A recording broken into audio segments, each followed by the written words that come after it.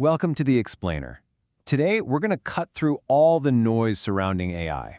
Forget the hype for a minute, and let's talk about its real, practical value for your business. What's the actual strategy here? Okay, so let's just dive right in with a question that I think probably hits home for a lot of people. We all bring in technology hoping it's going to make us better, faster, more efficient. But how often does it feel like it's the very thing holding us back? To really get to the bottom of that, we first have to look at the two kind of completely opposite roles that tech can play inside our companies. So on the one hand, you've got tech as the enabler. This is the version you hear about at all the conferences, right? It's often like that old joke about teenager sex. Everybody's talking about it, but very few people have actually done it. And the ones who have, well, they probably did it badly.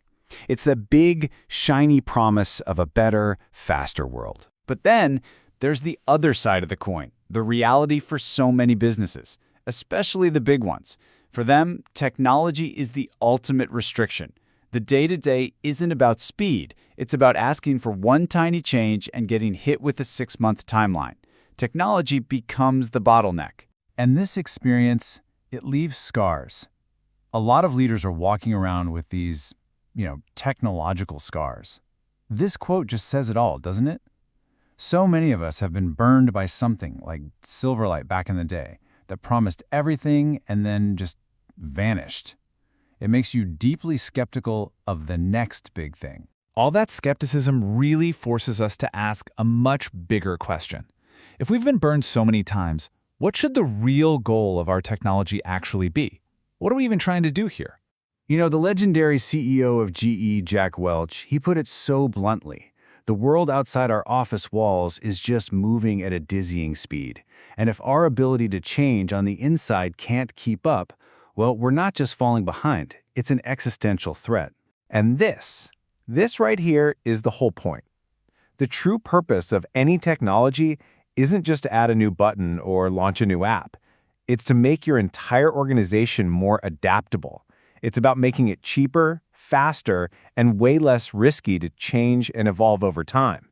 Okay, so if we accept that new goal, that it's all about reducing the cost of change, then we can start to see artificial intelligence in a totally different and, frankly, much more useful light.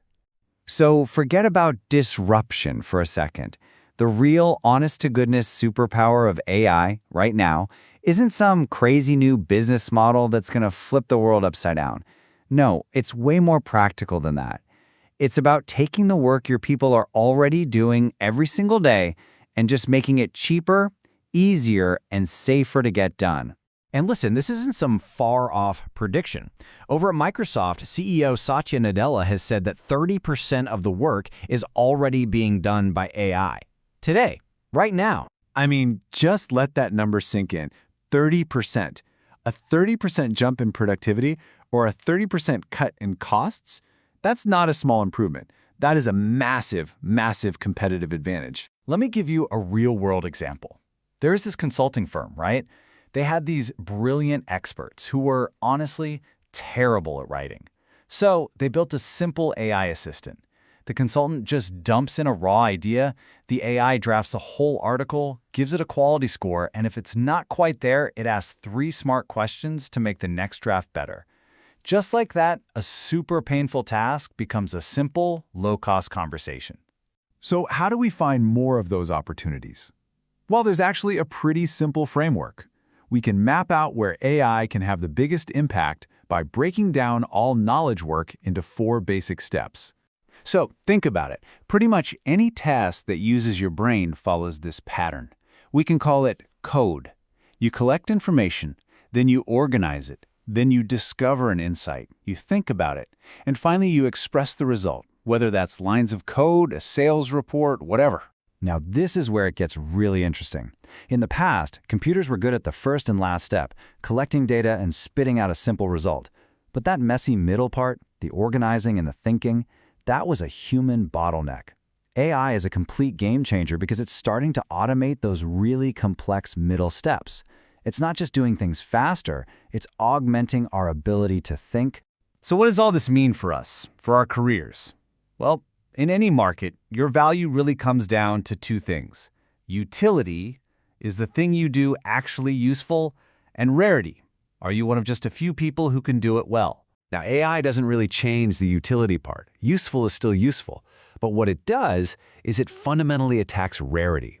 If an AI can do a task, then by definition, that skill isn't rare anymore. It's a commodity.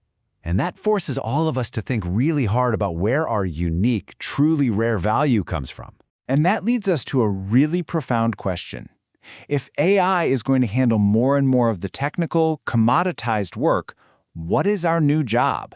What do we do in a world powered by AI? I want you to imagine a road trip you took, say 20 years ago. The road was awful, was bumpy, full of trucks.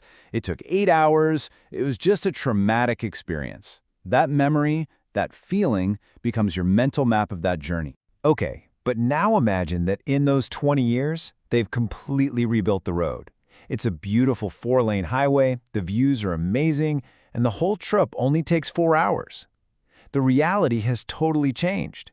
But if you haven't driven it yourself, you're still stuck with that old, painful, outdated map in your head. This is exactly what's happening inside our companies. Our coworkers, our bosses, they aren't being difficult just to be difficult.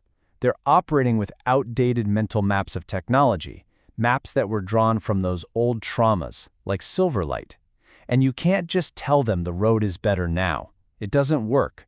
You have to put them in the car, so to speak, and be their guide on that new journey. And that really leads to this incredibly powerful shift in what we do. Our primary job is evolving. It's no longer just about developing software.